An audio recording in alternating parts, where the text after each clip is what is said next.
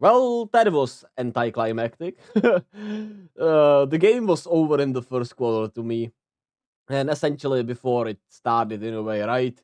Once you saw the first like 3 shots of Luka that went in, you was like, yeah, this is not looking great for the Minnesota Timberwolves. Once you saw Towns and Edwards start of struggling, you was like, yeah, this is not great for the Timberwolves. And once they started running the offense through Rudy Gobert in the first quarter, you was like, I was like, what the fuck is going on? And I mean, all I needed to see was Luka make those first shots, and I was like, yeah, ain't no way the Mavs. I mean, ain't no way the T Wolves are winning this one. Now Lively was back again, right? So that was also huge for the Mavs. And Luka started it, carved them up with 20 points in the first quarter. Essentially put it on the plate for Kyrie, who then went 14 of 27 overall and kinda, put the dagger in them. Luka essentially, you know, left them alive a little bit, right? Just a little bit, and Kyrie killed them off. Uh, so, so that is that. Um, some good timely contributions from others, right? Some timely 3 pointers. Kleber with that 3 ball in the first quarter or the second quarter. Jaden Hardy made some timely baskets. Obviously, Gafford and Lively being incredible helps. And your two best players played like two of the best players in the world. While Towns and Edwards eventually put up their numbers. And I did like quite the attitude from Towns today. I did like it a little more. Uh, it just fell empty, obviously, after the huge lead the Mavs have gotten. And Nas Reed completely failed today, which was unexpected. He was awful. Mike Conley was awful. Kyle Anderson didn't have the same impact as he usually did in this series, especially.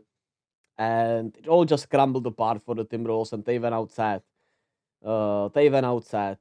But at the same time, right? It's the optics, right? It's losing at home after forcing a game 5. You look lifeless. You look like you don't belong there. You are getting destroyed.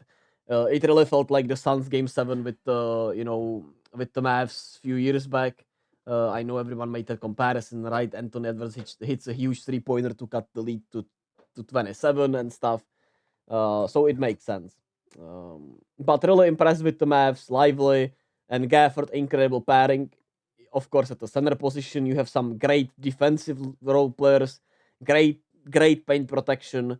Obviously, Derrick Jones and PJ Washington can hit their 3 balls, which will be huge for this next series coming up. And now I think Jaden Hardy gave you so much positivity with his play in this series that that's another ball handler and a bucket together. You can not rely on, but get to once Luka is on the bench, why Kyrie is on the bench. Um, and Maxi Kleber being more up to game speed is also huge because he gives them more flexibility in the lineup. And if he is comfortable hitting those 3 pointers, I mean, shooting those, that's also huge for the Mavs at the end of the day. But we'll see what the Wolves do. Do they give up on Towns? Do they just, take this as the first step and believe that next year they can make it, into the finals and win it, right? So they can have another step. Last year they went out in the first round. This year they made it to the conference finals. And next year they will, maybe they think, with even more chemistry, more obviously experience for Edwards and Towns, and everyone on this roster really, they can win it all. Obviously, some micro changes will be there, but we'll see what those are. Um, Still a really impressive run from those.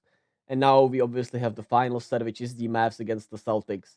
And we'll see if Porzingis is healthy. He pushes them over the edge, obviously. But obviously, Luka will, have a field day with anyone if he's feeling like he was feeling in this series. And, he's been getting healthier and healthier, which is scary. It will be a tough task for a Tatum, for Jrue Holiday, for a Jalen Brown. I think everyone will take a little turn on him. Obviously, the question is, will anybody bother him? Actually, just like Lou Dort did, right? Lou Dort was the only player I genuinely believed bothered Luka, right? Nobody in this series gave you any false sense of hope that they were bothering Luka, right? It felt like everything was at his pace, at his comfortability, and that was obviously not great for Minnesota. But the key problem might be, shutting down Kyrie at the end of the day, right? Maybe if Kyrie has a bad series, they can win the finals, and we'll see. We'll see how they do. Obviously, it's not easy to double team off of Luka, uh, and it's kind of stupid to leave Luka to beat you at the end of the day, right? But we'll see. We'll see what happens in that series. I'm sure it will be fun. I think we're in for a great finals. I got the Mavs in 6, honestly, as of right now, but I could see this being a 7-game series. I pray the Mavs win. Uh, but if Porzingis is healthy and looking great, right? I I don't know, man. Then it's just a flip. I think it will be tight. It will be like 2-2, and then game 5 will flip it at the end of the day. But we'll see. We'll see what happens, obviously. And with that said, we're into the last series of the playoffs. If you enjoy my NBA rambling, NBA talk, I would appreciate like or subscribe. But I don't need it at the end of the day. Uh, the satisfaction is trying to do something you love without any of the other things around it. And I'll catch you all with a Wiggins trade video tomorrow, and then we'll see if I do some preview or something for the finals. And I'll obviously catch you all with the finals videos once they start on Thursday, June 6th. Be kind to yourself and to others, and love yourselves. Bye.